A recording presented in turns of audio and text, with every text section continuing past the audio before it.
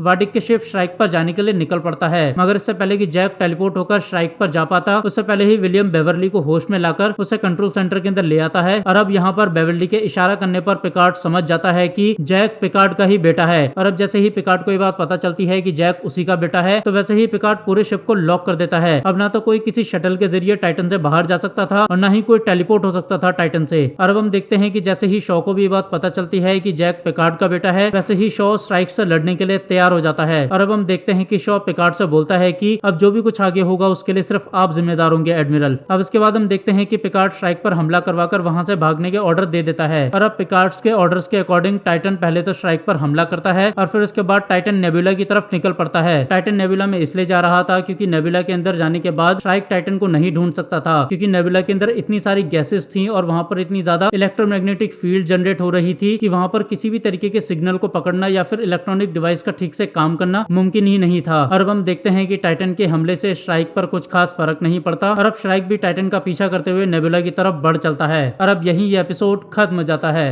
Star Trek Picard season 3 episode 3 episode शुरू होता है और हम देखते हैं कि टाइटन नेबुला में आ गया था और सब कुछ सही चल रहा था। अब इस बीच हम पिकार्ड को देखते हैं जो बेवर्ली से नाराज होते हुए उससे पूछता है कि तुमने मुझे मेरे बेटे से दूर क्यों रखा? तुम्हें कभी नहीं लगा कि मुझे भी हक है पिता कहलाने का? जरा सोचो, अगर तुमने मुझे 20 साल पहले ही बता दिया होता तो आज हालात कितने अलग होते। मैं एक अच्छा पिता और एक अच्छा पति हो सकता था। पिकार्ड की बातों को सुनकर बेवर्ली जवाब में बोलती है कि मैंने कई बार कोशिश करी तुम्हें बताने की, मगर हर बार तुम किसी न किसी नए मिशन पर चले जाते थे या फिर तुम हर बार अलग अलग दुश्मनों के बीच घिरे होते थे। और फिर आखिर में मैं ये बात समझ गई थी कि तुम्हारी जिंदगी से इस तरीके के खतरे कभी नहीं जाएंगे और तुम यूनिवर्स के अंदर शांति फैलाने के चक्कर में अपने दुश्मनों को इसी तरीके से बढ़ाते जाओगे। और मुझे अपने बेटे को तो मुसीबत से बचाना आता था, मगर पिकार्ड तुम्हारे बेटे को मैं कैसे बचाती? तुम्हारे दुश्मन कभी ना कभी उसे ढूंढते हुए आ जाते और इतने सालों में मैंने और जैक ने कभी भी कुछ ऐसा नहीं किया जिसकी वजह से वार्डिक जैसे इतने ताकतवर लोग हमारे दुश्मन बन जाएं। मुझे पक्का यकीन है कि आज जो लोग हमारे पीछे पड़े हुए हैं वो जैक की वजह से पीछे नहीं पड़े हुए, वो तुम्हारी वजह से पीछे पड़े हुए हैं, क्योंकि जैक तुम्हारा बेटा है। और इस तरीके के खतरनाक शेप और खतरनाक लोग सिर्फ और सिर्फ पिकार्ड के दुश्मन ही हो सकते हैं। अब पिकार्ड बेवर्ली की बातों को सुनकर उसे बोलता है कि लेकिन फिर भी तुम्हें मुझे मेरे बेटे से दूर नहीं रखना चाहिए था। मैं अपने पिता जैसा पिता बिल्कुल नहीं बनता, मैं एक अच्छा पिता बनता। बेवर्ली पिकार्ड की बात का जवाब देते हुए गुस्से में बोलती है कि तुम्हारे पास एक अच्छा पिता बनने का समय कभी था भी? तुम्हारी दुनिया तो सिर्फ ये तारे थे पिकार्ड, और कुछ भी नहीं। वो तारे जिन्होंने पहले मेरे माता पिता की जान ले ली, फिर उसके बाद मेरे पति जैक क्रशर की जान ले ली, और फिर आखिर में तुम्हारे इन्हीं तारों ने जो तुम्हारी दुनिया है उन्होंने मेरे बेटे वेस्ली क्रशर की जान ले ली। और फिर इतना सब कुछ खोने के बाद मुझ में हिम्मत नहीं बची थी मेरे बेटे जैक को खोने की। अब यहाँ पर मैं आपको कुछ पॉइंट क्लियर कर दूं कि बेवर्ली पहले से ही शादीशुदा थी और उसके पति का नाम भी जैक क्रशर ही था। और बेवर्ली ने पिकार्ड के बेटे को अपने मरे हुए पति का नाम और सरनेम इसलिए दिया था ताकि पिकार्ड का कोई भी दुश्मन ढूंढते हुए जैक तक ना पहुंच सके। अब यहाँ पर मैं आपको ये भी क्लियर कर दूं कि बेवर्ली और उसके पति का जो बेटा वेस्ली क्रशर था वो और कोई नहीं बल्कि वही वेस्ली क्रशर है जिसने स्टार ट्रेक पिकार्ड सीजन 2 के अंदर कोरी को वॉचर बनने का ऑफर दिया था। अब अगर आपने सीजन 2 को नहीं देखा है तो उसका लिंक डिस्क्रिप्शन में है, आप वहां पर जाकर सीजन 2 को देख सकते हैं। Back to the story. अब हम देखते हैं कि एक तरफ तो बेवर्ली और पिकार्ड आपस में बात कर रहे थे, वहीं दूसरी तरफ हम सिडनी लफोर्ड को देखते हैं जो सेवन से मिलने के लिए आती है और उससे बोलती है कि सेवन, मुझे आप पर गर्व है। मैं जानती हूँ कि कैप्टन शॉ दोस्तों की मदद करने में यकीन नहीं रखते, उन्हें लगता है कि सब कुछ रूल्स के हिसाब से चलना चाहिए, मगर मुझे आप पर गर्व है क्योंकि आपने अपने दोस्तों की मदद करी। और अब हम देखते हैं कि इतना बोलने के बाद सिडनी लफोर्ड वहां से चली जाती है। अब हम देखते हैं कि काफी देर तक नेबुला में सेफ रहने के बाद अचानक से स्ट्राइक टाइटन को ढूंढ लेता है और फिर उसके बाद एक लगातार अटैक करने लगता है। स्ट्राइक के हमले इतने ज्यादा खतरनाक और बड़े थे कि टाइटन के काफी लोग घायल हो चुके थे और साथ ही कैप्टन शॉ भी बुरी तरीके से घायल हो जाता है। अब हम देखते हैं कि कैप्टन शॉ के घायल होने के बाद कैप्टन शॉ पिकार्ड और विलियम की तरफ देखते हुए उन्हें बोलता है कि इन सब चीजों के लिए सिर्फ तुम जिम्मेदार हो और अब हम सबको यहाँ से तुम ही निकालोगे। अब हम देखते हैं कि इतना बोलने के बाद शॉ टाइटन की कैप्टनशिप की पोजीशन छोड़ते हुए विलियम को नया कैप्टन बना देता है और फिर उसके बाद टाइटन के 2 क्रू मेंबर घायल शॉ को उठाकर सिक वे के अंदर इलाज के लिए ले जाते हैं। अब हम देखते हैं कि विलियम के कैप्टन बनने के बाद विलियम और पिकार्ड मिलकर स्ट्राइक से फाइट करते हैं, लेकिन उनके फाइट करने का कुछ भी खास फायदा नहीं हो रहा था और अभी भी स्ट्राइक लगातार टाइटन पर हमला किए जा रहा था। अब हम देखते हैं कि इन अटैक से बचने के लिए जैसे ही टाइटन भागने की कोशिश करता है तो तभी स्ट्राइक डेस्ट्रॉम से चुराए गए क्वांटम टनल टेक को इस्तेमाल करते हुए एक पोर्टल बनाता है और उस पोर्टल की मदद से टाइटन को वापस उसी जगह ले आता है जिस जगह से टाइटन भागा था। अब हम देखते हैं कि काफी कोशिशों के बाद विलियम और पिकार्ड फाइनली टाइटन को स्ट्राइक से बचाकर भगा ले जाते हैं, मगर अभी भी इन्हें ये समझ नहीं आ रहा था कि आखिरकार स्ट्राइक इन्हें बार बार कैसे ढूंढ रहा है, क्योंकि नेबुला की वजह से टाइटन और स्ट्राइक दोनों के ही सिग्नल खराब हो चुके थे और साथ ही नेबुला के अंदर इतनी ज्यादा रंग बिरंगी गैसों के क्लाउड बने हुए थे कि स्ट्राइक टाइटन को ढूंढ ही नहीं सकता था। तो फिर आखिरकार स्ट्राइक बार बार कैसे टाइटन तक पहुंच जाता था। अब हम देखते हैं कि इसी सेम सवाल को मेडिकल रूम के अंदर घायल शॉ जैक से भी पूछता है और अब हम देखते हैं कि जैक शॉ के सवाल को सुनकर फर्श पर पड़े हुए खून को देखने लगता है और अब फर्श पर पड़े हुए खून को देखकर जैक के दिमाग में कोई बात आती है जिसकी वजह से जैक समझ गया था कि स्ट्राइक उन्हें बार बार कैसे ढूंढ रहा था। अब इसके बाद हम देखते हैं कि जैक भागते हुए सेवन के पास जाता है और उसे बोलता है कि मुझे पता चल चुका है कि स्ट्राइक हमें बार बार कैसे ढूंढ रहा है। अब इतना बोलने के बाद जैक आगे बोलते हुए कहता है कि पानी में खून ये पुराना तरीका है, जरूर हम कोई ना कोई निशान अपने पीछे छोड़ते जा रहे हैं। तुम तो सेवन जानती हो ऐसा किया जा सकता है। ये निशान इतने ज्यादा छोटे और इनविजिबल होते हैं कि ये कभी भी नजर या पकड़ में नहीं आते, जैसे कि कोई खास तरीके की गैस लीक होना या फिर कुछ ऐसा ही। और इस काम को करने के लिए लॉन्ग रेंज सेंसर की भी नीड नहीं होती, इसके लिए तो सिर्फ मास स्पेक्ट्रोमीटर ही काफी है। और अब जैसे ही सेवन ये बात सुनती है वैसे ही वो समझ जाती है कि वार्प कॉइल को सेफ रखने वाली वटीरियम गैस लीक हो रही है। और अब हम देखते हैं कि सेवन और जैक वटीरियम को चेक करने के लिए जाते हैं तो उन्हें पता चलता है कि किसी ने जानबूझकर फेजर से वटीरियम गैस वाले पाइप्स को डैमेज किया है जिसकी वजह से गैस लीक हो रही है। और किसी को पता न चले कि वटीरियम गैस लीक हो रही है उसके लिए एटमॉस्फेरिक डायग्नोस्टिक को भी डीएक्टिवेट कर दिया गया है। और अब ये सब देखकर सेवन समझ गई थी कि टाइटन के अंदर जरूर कोई गद्दार है। अब हम देखते हैं कि सेवन सबसे पहले कंट्रोल सेंटर को कांटेक्ट करते हुए बताती है कि हमारे बीच कोई गद्दार है और उसी ने वटीरियम गैस को लीक कर दिया था और इसी वजह से स्ट्राइक हमें बार बार ढूंढ पा रहा था। अब इसके बाद हम देखते हैं कि सेवन वटीरियम गैस के बाकी पाइपों को चेक करने के लिए दूसरे रूम में जाती है। अब हम देखते हैं कि सेवन के जाते ही जैक के पास एली फॉस्टर नाम का एक स्टारफ्लीट ऑफिसर आ जाता है जो जैक को बुरी तरीके से मारने लगता लगता है। अब इसके बाद हम देखते हैं कि जैक खुद को बचाने के लिए इली फॉस्टर को जैसे ही पंच मारता है तो वैसे ही वो देखता है कि इली फॉस्टर का फेस जैक के पंच की वजह से लिक्विड की फॉर्म में मूव करने लगा है। अब इसके बाद हम देखते हैं कि इली फॉस्टर जैक को पीटकर और फिर उसके बाद वटेरियन गैस की लीकेज को फिर से शुरू कर वहां से चला जाता है। अब हम देखते हैं कि जैक की बॉडी में वटेरियन गैस घुसने की वजह से जैक बेहोश होने लग गया था और अब जैसे ही जैक बेहोश हो जाता है वैसे ही उसे सपने के अंदर सेवन के रूप में कोई उसे अपने पास बुलाने लगता है और उससे बोलता है कि जैक कड़ियों को जोड़ना शुरू करो, हम बहुत जल्दी मिलेंगे, तो मुझे ढूंढो। अब हम देखते हैं कि इससे पहले कि जैक वटेरियम गैस की वजह से मर जाता उससे पहले ही वहां पर सेवन आ जाती है और अब हम देखते हैं कि पहले तो सेवन वटेरियम गैस की लीकेज को ऑफ करती है और फिर उसके बाद जैक को उठा के सिकवे यानी कि मेडिकल रूम में ले जाती है। अब हम देखते हैं कि अपने बेटे के बेहोश होने की खबर मिलते ही पिकार्ड भी सिकवे के अंदर आ जाता है। अब इसके बाद हम देखते हैं कि कुछ सेकंड के लिए जैक की सांसें रुक जाती हैं मगर फिर बेवर्ली जैक को सीपीआर देकर उसे फिर से जिंदा कर लेती है और अब जैसे ही जैक को होश आता है वैसे ही वो सबको बता देता है कि टाइटन पर एक चेंजलिंग एलियन है। अब यहाँ पर मैं आपको बता दूं कि चेंजलिंग एक ऐसी एलियन प्रजाति है जो लिक्विड जैसी होती है और इसका ओरिजिनल कोई भी शेप नहीं होता। ये लिक्विड की तरह होते हैं मगर इनके पास सोचने और समझने की पावर भी होती है और साथ ही ये चेंजलिंग किसी का भी रूप ले सकते थे और साथ ही उसकी भाषा और बाकी सारी चीजें भी कॉपी कर सकते थे। सिंपली चेंजलिंग शेप शिफ्टर होते हैं और ये फेडरेशन के पुराने दुश्मनों में से एक हैं। एक्चुअली चेंजलिंग हर सॉलिड प्रजाति को अपना दुश्मन मानते हैं, इसीलिए क्लिंगन और रोमुलेंस से भी नफरत करते हैं और इसी वजह से जब साल 2373 में डोमिनियन वॉर हुई थी तो तब क्लिंगन एम्पायर और रोमुलन एम्पायर ने फेडरेशन के साथ मिलकर एक अलायंस बनाया था और इस वॉर के अंदर चेंजलिंग के खिलाफ लड़ाई लड़ी थी और उन्हें हराया था। अब एक तरफ तो ये सब हो रहा था, वहीं दूसरी तरफ हम एम्टालस प्राइम पर देखते हैं कि रफी का हैंडलर वर्फ रफी के होश में आने पर उसे बताता है कि मैं ही तुम्हारा हैंडलर हूँ बट मैं स्टार फ्लीट के लिए काम नहीं करता, मैं एक तरीके से उनके लिए कॉन्ट्रैक्ट पर काम करता हूँ और मुझे भी स्टार फ्लीट के किसी सीनियर ऑफिसर से ही ऑर्डर आते हैं और मुझे स्टार फ्लीट के उन्हीं सीनियर से ऑर्डर आए थे इस मिशन से तुम्हें हटाने के लिए। अब यहाँ पर जैसे ही रफी को पता चलता है कि उसके सामने खड़ा क्लिंगन वॉरियर कोई और नहीं बल्कि मॉब का बेटा वुल्फ है जो न सिर्फ एक महान वॉरियर है बल्कि वो हाउस ऑफ मोटॉक से है और हाउस ऑफ मोटॉक क्लिंगन एम्पायर के सबसे पावरफुल और रिस्पेक्टेड हाउसेस में से एक है। अब इसके बाद हम देखते हैं कि वुल्फ और रफी मिलकर टीटस रिका नाम के एक इंसान को पकड़कर अपने शिप में ले आते हैं। इन्होंने इस आदमी को इसलिए पकड़ा था क्योंकि ये वही आदमी था जिसने स्नीड को अपना मुंह बंद करने के लिए पैसे दिए थे। अब हम देखते हैं कि टीटस से पूछताछ के दौरान पता चलता है कि टीटस एक चेंजलिंग है और चेंजलिंग के एक ग्रुप ने ही डेस्टॉर्म से क्वांटम टनल टेक को चुराया था, लेकिन डेस्टॉर्म से क्वांटम टनल टेक चुराकर रिक्रूटमेंट बिल्डिंग पर हमला करना कोई उनका असली मकसद नहीं था। ये दोनों चीजें तो स्टारफ्लीट और बाकी लोगों का ध्यान भटकाने के लिए करी गई थी। असल में तो चेंजलिंग ने क्वांटम टनल टेक से भी बड़ी चीज डेस्टॉर्म से चुराई थी, कुछ ऐसा जो क्वांटम टनल टेक से भी बहुत ज्यादा खतरनाक और ताकतवर था। अब इसके बाद हम देखते हैं कि ये चेंजलिंग ये सारी बात बताने के बाद फाइनली ये बोलता है कि तुम लोगों ने अब बहुत ज्यादा देर कर दी है, तुम सारे सॉलिड मारे जाओगे और खत्म हो जाओगे। अब हम देखते हैं कि इतना बोलने के बाद ये चेंजलिंग वापस से द ग्रेट लिंक में कन्वर्ट हो जाता है। अब यहाँ मैं आपको बता दूं कि द ग्रेट लिंक का मतलब होता है कि चेंजलिंग की ओरिजिनल शेप यानी कि वही लिक्विड फॉर्म जिसके अंदर वो जन्मे होते हैं और उनकी इसी ओरिजिनल शेप को ही द ग्रेट लिंक या फिर द लिंक कहा जाता है। अब हम देखते हैं कि चेंजलिंग जैसे ही द ग्रेट लिंक में बदलता है वैसे ही वो भागने की कोशिश करने लगता है और अब चेंजलिंग को भागता देख वुल्फ उसे मार देता है। अब इसके बाद हम देखते हैं कि वुल्फ रफी को बताते हुए बोलता है कि शायद चेंजलिंग डोमिनियन वॉर की हार का बदला लेने के लिए फिर से वापस आ चुके हैं। हालांकि डोमिनियन वॉर के खत्म होने के बाद चेंजलिंग के सभी ग्रुप आपस में डिवाइड हो चुके थे और सभी डिवाइड हो चुके ग्रुप जंग के पूरी तरीके से खिलाफ थे, लेकिन उस समय भी उन सभी ग्रुप में से एक ग्रुप ऐसा था जो डोमिनियन वॉर की हार को बर्दाश्त नहीं कर पा रहा था और वो बदला लेना चाहता था और शायद यही ग्रुप ताकतवर होकर वापस आ चुका है और अब इसने जंग छेड़ दी है। अब एक तरफ तो ये सब चल रहा था, वहीं दूसरी तरफ हम देखते हैं कि स्ट्राइक और टाइटन फिर से आमने सामने आ गए थे और अब फाइनली जब स्ट्राइक से बचने का कोई रास्ता नहीं दिखाई देता तो पिकार्ड विलियम से बोलता है कि विलियम हमें स्ट्राइक से लड़ना ही होगा, हमारे पास कोई और रास्ता नहीं है। हालांकि विलियम पिकार्ड की लड़ने वाली बात से बिल्कुल भी सहमत नहीं था। विलियम सोच रहा था कि क्योंकि अब वटीरियन गैस की लीकेज पूरी तरीके से रुक चुकी है तो स्ट्राइक टाइटन को बिल्कुल भी नहीं ढूंढ पाएगा और इसी चीज का फायदा उठाकर वो लोग चुपचाप फेडरेशन स्पेस के अंदर वापस चले जाएंगे और जैसे ही टाइटन फेडरेशन स्पेस के अंदर पहुंच जाएगा वैसे ही स्ट्राइक उनका कुछ भी नहीं बिगाड़ पाएगा। मगर पिकार्ड का मानना था कि क्योंकि अब स्ट्राइक उन्हें ट्रैक नहीं कर सकता तो इसीलिए उनके पास एक अच्छा मौका है स्ट्राइक को पूरी तरीके से खत्म करने का। और अब हम देखते हैं कि पिकार्ड विलियम को आइडिया देता है कि विलियम अब क्योंकि स्ट्राइक हमें ट्रैक नहीं कर सकता तो हम स्ट्राइक के पीछे से जाकर उसके ऊपर हमला करते हैं और उसे टक्कर मारकर नेबुला के ग्रेविटी वेल के अंदर ढकेल देते हैं। और अब फाइनली पिकार्ड की बात मानते हुए जैसे ही टाइटन स्ट्राइक पर हमला करने की कोशिश करता है वैसे ही स्ट्राइक टाइटन के किए गए हमले को क्वांटम टनल टेक की मदद से टेलीपोर्ट करके टाइटन के ही इंजन पर गिरा देता है। और अब हम देखते हैं कि इस हमले की वजह से टाइटन का इंजन पूरी तरीके से फेल हो गया था और अब क्योंकि टाइटन का इंजन फेल हो गया था तो इसी वजह से टाइटन के क्रू का टाइटन के ऊपर कोई भी कंट्रोल नहीं था। और अब हम देखते हैं कि टाइटन बिना किसी कंट्रोल के पूरी तरीके से खराब हो चुका था और नेबुला की ग्रेविटी वॉल के अंदर खिंचा चला जा रहा था। और अब टाइटन के इंजन के फेल होते ही स्ट्राइक भी पीछे हट जाता है और स्ट्राइक पीछे इसलिए हट जाता है क्योंकि वाडी के बाद जानती थी कि ग्रेविटी वेल से बचना टाइटन के लिए लगभग नामुमकिन है। और अब हम देखते हैं कि अपने क्रू को हर पल मौत की तरफ बढ़ता देख विलियम गुस्से में पिकार्ड से बोलता है कि एडमिरल तुम अभी इस ब्रिज को छोड़कर चले जाओ, तुम्हारी वजह से हम सब मरने वाले हैं। अब यहाँ मैं आपको बता दूं कि ब्रिज कंट्रोल सेंटर को ही बोलते हैं। अब इसके बाद हम देखते हैं कि फाइनली पिकार्ड निराश होकर ब्रिज को छोड़कर चला जाता है और टाइटन तेजी से ग्रेविटी वेल की तरफ खिंचा जा रहा था और अब यही एपिसोड खत्म हो जाता है। Star Trek Picard season 3 episode 4 episode शुरू होता है और हम देखते हैं कि 7 शिप में घूम रहे चेंजलिंग को पकड़ने के लिए उसी ऑफिसर के रूम में जाती है जिस ऑफिसर का रूप चेंजलिंग ने लिया हुआ था। अब हम यहाँ पर देखते हैं कि जैसे ही 7 ऑफिसर इली फॉस्टर के रूम में जाती है वैसे ही उसे वहाँ पर इली फॉस्टर की बॉडी मिल जाती है। अब हम देखते हैं कि बॉडी मिलने के बाद 7 कैप्टन शॉ के पास जाती है और उससे मदद मांगते हुए बोलती है कि कैप्टन मुझे आपकी हेल्प चाहिए क्योंकि इस शिप को आपसे अच्छा कोई नहीं जानता और इस शिप के अंदर एक चेंजलिंग घूम रहा है, तो मुझे बताओ कि मैं उस चेंजलिंग को कैसे ढूंढूं या फिर कैसे पकड़ूं। और हाँ, मैं आपको ये बात भी बता दूं कि चेंजलिंग इस शिप पर बेवर्ली और जैक के आने से काफी टाइम पहले से था और ये भी हो सकता है कि चेंजलिंग हमारे सफर शुरू होने से पहले ही इस शिप पर पहुंच गया था। और अगर ऐसा है तो यानी कि स्टार फ्लीट के अंदर चेंजलिंग ने घुसपैठ कर दी है और अगर ऐसा हुआ है तो यानी कि स्टार फ्लीट को लेकर काफी बड़ी साजिश चल रही है। 7 की बात सुनकर शॉ उसे बताना शुरू करता है और बोलता है कि चेंजलिंग ज्यादा समय तक अपने बदले हुए रूप यानी कि सॉलिड शेप में नहीं रह पाते, उन्हें आराम करने के लिए वापस से द ग्रेट लिंक यानी कि उसी लिक्विड फॉर्म में आना पड़ता है जो उनका ओरिजिनल फॉर्म है और वो आराम करने के लिए अपने साथ एक पॉट लेकर चलते हैं। और जब भी चेंजलिंग अपना रूप बदलकर सॉलिड फॉर्म में या किसी और रूप में जाता है तो वो अपना रूप बदलने से पहले अपना थोड़ा सा अंश उसी पॉट के अंदर छोड़ देता है। वैसे तो चेंजलिंग्स को पकड़ना बहुत ज्यादा आसान है, लाइक तुम उनसे ऐसा कुछ भी सवाल पूछो जो बहुत ज्यादा सिंपल हो, बट उस सिंपल से सवाल का जवाब सिर्फ वही इंसान दे पाए जो रियल इंसान हो। और जब तुम ऐसे सवाल करोगी तो चेंजलिंग गलत जवाब देगा और फंस जाएगा। लाइक एग्जांपल के लिए अगर मैं चेंजलिंग होता तो मैं तुम्हारी मेहनत को देखकर तुम्हारी तारीफ करता और तुम्हें ये बोलता कि तुम बहुत अच्छा काम कर रही हो और तुम इसी तरीके से अगर करती रही तो बहुत जल्दी तुम कैप्टन बन जाओगी। बट रियल वाला कैप्टन शॉ कभी भी तुम्हारी तारीफ नहीं करेगा। लेकिन इस तरीके में प्रॉब्लम यह है कि इस शिप के अंदर 500 लोग हैं और 500 लोगों की सारी जानकारी तुम्हारे पास नहीं होगी, तो तुम्हें दूसरा रास्ता अपनाना होगा। और दूसरा रास्ता यह है कि उसका पॉट ढूंढो और उस पॉट के अंदर जो उसका बचा हुआ हिस्सा होगा जो उसने उस पॉट के अंदर छोड़ा होगा तुम उस हिस्से को लेना और उसे स्कैन करना। और जैसे ही टाइटन उस हिस्से को स्कैन कर लेगा वैसे ही वो चेंजलिंग को डिटेक्ट कर लेगा। अब हम देखते हैं कि 7 शॉ की बताई बातों को फॉलो करते हुए पहले तो चेंजलिंग का पॉट ढूंढती है और फिर उसके बाद वो उस पॉट को लेकर चेंजलिंग के हिस्से को स्कैन करने के लिए जा ही रही होती है कि तभी चेंजलिंग 7 को उस पॉट के साथ देख लेता है और फिर उसके बाद वो तुरंत ही पहले तो पॉट पर हमला करके उस पॉट को खत्म कर देता है और फिर उसके बाद वो 7 पर भी हमला करने लगता है। और अब हम देखते हैं कि चेंजलिंग अपने ऊपर हमला होता देख वहां से भाग जाता है। अब यहाँ मैं आपको बता दूं कि चेंजलिंग को ढूंढने के लिए 7 अकेले ही सिर्फ इसलिए काम कर रही थी क्योंकि ऐसा करने के लिए उसे विलियम ने ही कहा था। एक्चुअली विलियम नहीं चाहता था कि चेंजलिंग वाली बात पूरे शिप के अंदर फैल जाए क्योंकि एक तो पहले से ही पूरा का पूरा क्रू डरा हुआ था और उसके ऊपर से अगर पूरे क्रू को ये बात पता चल जाएगी कि उन लोगों के बीच कोई चेंजलिंग है तो कोई भी एक दूसरे पर भरोसा नहीं करेगा ये सोचकर कि कहीं वो जिस पर भरोसा कर रहे हैं वो चेंजलिंग तो नहीं, और ये कंडीशन बहुत ज्यादा खराब हो जाएगी टाइटन के लिए। और इसी वजह से विलियम ने 7 को अकेले ही इस काम को करने के लिए कहा था। अब एक तरफ तो शिप में चेंजलिंग रूप बदलता घूम रहा था, वहीं दूसरी तरफ हम देखते हैं कि शिप की पावर लगातार खत्म होती जा रही थी और अब कंडीशन ये आ गई थी कि या तो सिर्फ लाइफ सपोर्ट सिस्टम चल सकता था या फिर इंजन को शुरू किया जा सकता था। और अब हम देखते हैं कि विलियम फैसला लेते हुए पूरी पावर को लाइफ सपोर्ट सिस्टम के अंदर डलवा देता है। वो ऐसा इसलिए करता है ताकि कम से कम क्रू 5 से 6 घंटे और जिंदा रह पाए और शायद इस बीच उन्हें कोई बचने का रास्ता मिल जाए। अब हम देखते हैं कि टाइटन डूबते हुए शिप की तरह ग्रेविटी वेल की तरफ खिंचा जा रहा था और टाइटन का पूरा क्रू पूरी तरीके से निराश हो चुका था और अपनी हर एक आखिरी सांस को गिनता जा रहा था। और यही डर हम विलियम के अंदर भी देखते हैं और इसी वजह से विलियम अपनी वाइफ के लिए मैसेज रिकॉर्ड करता है और उस मैसेज के अंदर विलियम ये बताता है कि वो अपनी वाइफ से कितना ज्यादा प्यार करता है। और अब जब उसका आखिरी समय उसके नजदीक आ गया है तो विलियम को रियलाइज हो गया है कि वो अपने परिवार से भागकर कितनी बड़ी गलती कर रहा था। अब एक तरफ तो विलियम मैसेज रिकॉर्ड कर रहा था, वहीं दूसरी तरफ पिकार्ड विलियम के कहने पर समझदारी दिखाते हुए अपने आखिरी समय के अंदर अपने बेटे के साथ थोड़ा समय बिताने के लिए उसे अपने साथ टाइटन के होलो डेक के अंदर ले जाता है जिसके अंदर एक आर्टिफिशियल बार बना हुआ था। अब हम यहाँ पर देखते हैं कि पिकार्ड और जैक ड्रिंक पीते पीते एक दूसरे से बात करते हैं और अपनी जिंदगी के बारे में काफी सारी चीजें शेयर करते हैं। अब हम यहाँ पर देखते हैं कि जैक पिकार्ड से ये भी पूछता है कि आपके सर के बाल कितनी एज में चले गए थे। जैक के सवाल पर पिकार्ड जवाब देते हुए बोलता है कि तुम्हारी एज तक मेरे बाल चले गए थे, तो देखो तुम्हारे बाल कब तक टिके रहते हैं। अब हम देखते हैं कि यहाँ पर ये दोनों आपस में बात कर ही रहे थे कि तभी वहाँ पर कैप्टन शॉ भी आ जाता है। और अब हम देखते हैं कि शॉ के आने के बाद शॉ पिकार्ड पर नाराज होते हुए जैक को ये बताता है कि वो पिकार्ड से इतनी नफरत क्यों करता है। और अब हम देखते हैं कि शॉ जैक को बताते हुए बोलता है कि जानते हो मैं तुम्हारे पिता से पहली बार कब मिला था, मैं इनसे बैटल ऑफ वुल्फ 359 पर मिला था। इस वॉर के अंदर 40 स्टारशिप एक वॉरशिप से लड़ रहे थे, ऐसा लग रहा था कि किसी ने पूरा अंतरिक्ष जला दिया हो। उस समय मैं भी उस वॉर के अंदर था, एक शिप के अंदर एक इंजीनियर के तौर पर काम कर रहा था और जब हमारा शिप डूबने वाला था तो उस समय पर मेरे 50 दोस्त उस शिप के अंदर थे और हमारे पास बचने के लिए सिर्फ एक लाइफ पॉड था जिसके अंदर सिर्फ 10 सीटें थी। हम 50 दोस्तों ने कभी भी नहीं सोचा था कि किसको जीने का हक है और किसको नहीं, लेकिन वो एक ऐसी कंडीशन थी जहां पर हमें फैसला लेना था कि सिर्फ कौन 10 ऐसे लोग होंगे जो जिंदा बच पाएंगे,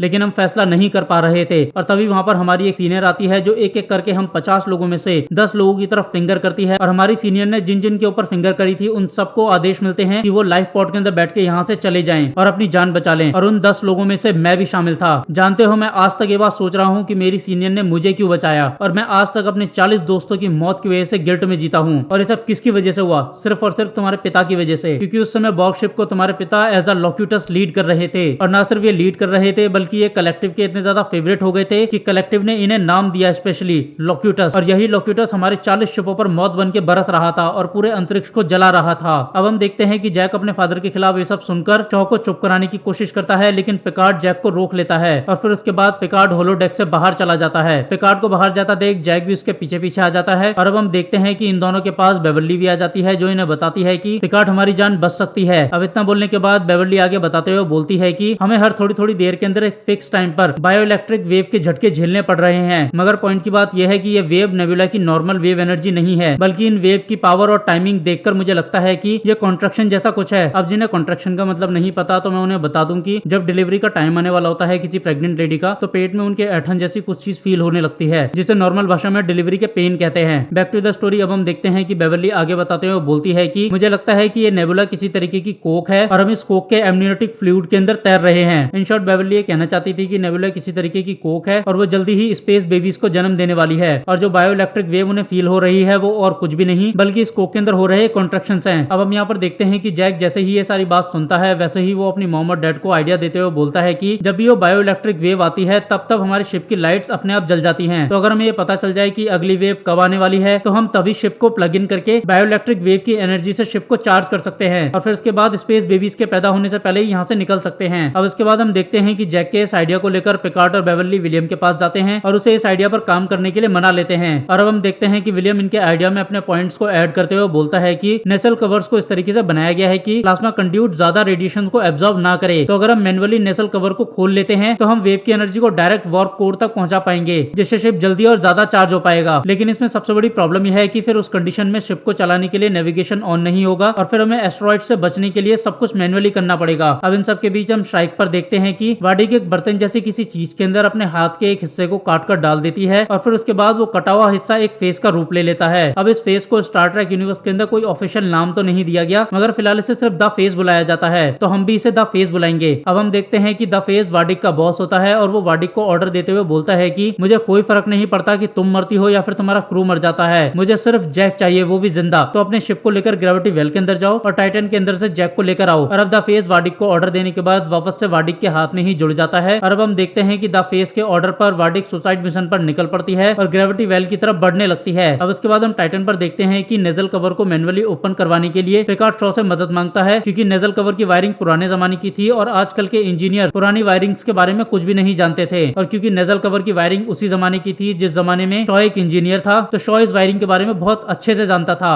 और अब हम देखते हैं कि शॉ पिकार्ड की मदद करने के लिए मान जाता है। अब एक तरफ तो सेवन और शॉ नेजल कवर को मैनुअली ओपन करने में लग जाते हैं, वहीं दूसरी तरफ हम ब्रिज पर देखते हैं कि विलियम पिकार्ड को कमांड सौंपते हुए बोलता है कि पिकार्ड, हम सब में से सिर्फ आप ही हो जो बिना टेक्नोलॉजी और बिना नेविगेशन के शिप को उड़ा सकते हैं, तो प्लीज इस शिप की कमांड को संभालिए। अब हम देखते हैं कि जब शॉ और सेवन मिलकर नेजल कवर को ओपन कर रहे होते हैं तो तभी वहां पर सिडनी के रूप में चेंजलिंग आ जाता है। और अब इससे पहले कि वो चेंजलिंग कुछ भी गड़बड़ कर पाता, उससे पहले ही सेवन को उस पर शक हो जाता है। और अब सेवन अपने शक को कंफर्म करने के लिए चेंजलिंग से पूछती है कि सिडनी बताओ मैं कौन हूँ। और अब हम देखते हैं कि चेंजलिंग सेवन के सवाल का जवाब देते हुए बोलता है कि आप तो कमांडर हैंसन हैं। और अब जैसे ही सेवन ये सुनती है वैसे ही उसे कंफर्म हो जाता है कि ये चेंजलिंग ही है। और अब कंफर्म होते ही सेवन उस चेंजलिंग को मार देती है, क्योंकि सिडनी सेवन को कभी भी हैंसन नहीं बोलती थी, वो हमेशा उसे सेवन कहकर बुलाती थी, क्योंकि वो सेवन को रिस्पेक्ट करती थी। और ये रिस्पेक्ट हमने पिछले एपिसोड के अंदर भी देखी थी। अब यहाँ पर नोटिस करने वाली बात ये थी कि रफी ने जिस चेंजलिंग को पकड़ा था या फिर बेवर्ली की शिप पर जो चेंजलिंग आए थे, जब उन चेंजलिंग्स को मारा गया तो उनके मरने के बाद वो पूरी तरीके से राख बन गए। मगर टाइटन पर जो चेंजलिंग था उसकी मौत के बाद ना तो वो राख होना ना ही वो अपने असली रूप के अंदर आया, वो सिडनी के रूप में ही रह गया। अब इसके बाद हम देखते हैं कि शॉ नेसल कवर्स को ओपन कर देता है और अब जैसे ही वेव आती है वैसे ही शिप पूरी तरीके से चार्ज हो जाता है। लेकिन अब इससे पहले कि टाइटन वहां से भाग पाता, उससे पहले ही उसके सामने श्राइक आ जाता है। और अब श्राइक को अपने सामने खड़ा देख विलियम इस बार फैसला कर लेता है कि वो इस बार श्राइक को नहीं छोड़ेगा और वो फाइनली श्राइक का किस्सा खत्म ही कर देगा। और अब हम देखते हैं कि विलियम श्राइक का किस्सा खत्म करने के लिए अपने एक क्रू मेंबर को बोलता है कि टाइटन की ट्रैक्टर बीम से एक एस्टेरॉइड को पकड़ो